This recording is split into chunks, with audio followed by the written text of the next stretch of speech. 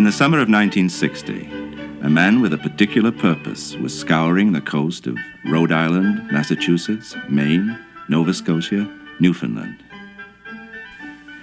He was looking for any trace of his ancestors. I had to admire these people many times. They crossed these oceans with open boats and no compass, only to go by the sun, if there was any sun. Ingstad began the search that would eventually lead to Leif Erikson's Finland. He turned first to Norse history, and specifically the migration of the Vikings here to Greenland, where they lived and thrived for 500 years. It's a mystery what happened to those people. At one time there were about 4,000 people living there of Norse descent. There is still ruins left, hundreds of ruins. I thought this hadn't been studied enough. When I met my wife, her name is Anne-Stine, and she is an archaeologist. And we traveled practically all over the country, seeing all these ruins. We went to the house where Erik the Red lived, and his son, Leif Erikson, lived. And from there it was, according to the Icelandic sagas, that Leif Erikson started west and discovered America and built houses in America.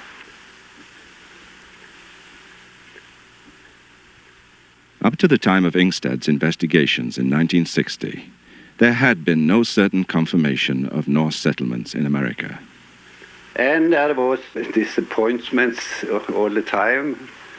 And when I asked people about ruins, many of these fishermen in Newfoundland, they kind of shake their head and thought the man was crazy doing hunting for such a thing instead of doing some honest work, you know.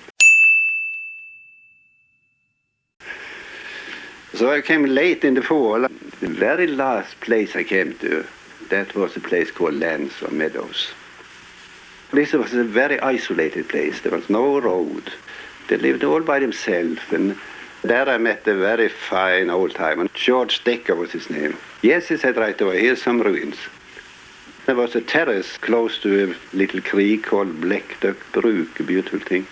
On this terrace, you could see the very, very fine outlines of something that must have been houses.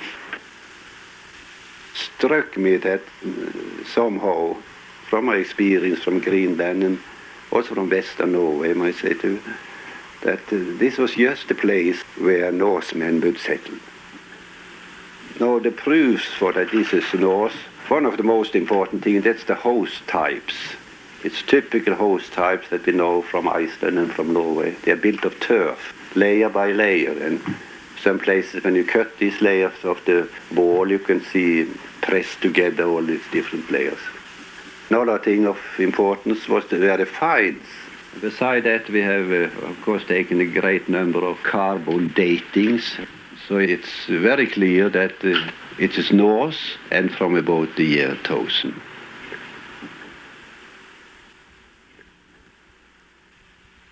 There were at least 8 houses here, and a smithy for smelting bog iron. There were 4 boat sheds. There were 3 large outdoor cooking pits, as well as the sunken fireplaces. This was probably Canada's first immigrant community. They left very few possessions.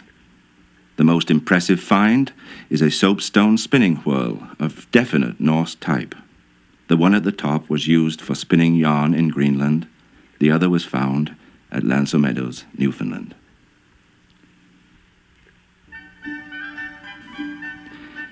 Helga Ingstad succeeded where others had failed. He found Leif Erikson's Vinland.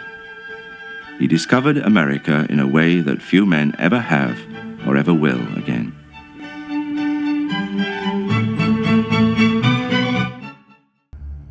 But perhaps most incredible to historians was how far the Vikings traveled from their Scandinavian homeland.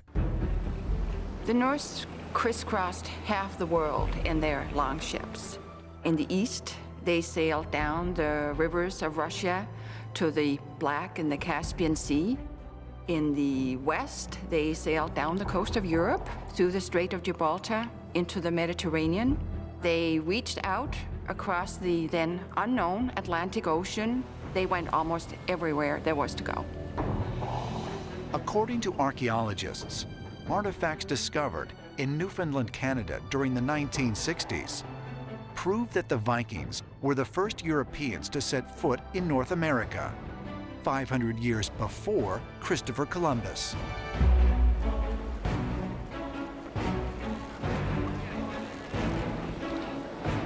I remember a time when it was very contentious about the Norse getting to America when I was young. This was a major, major argument.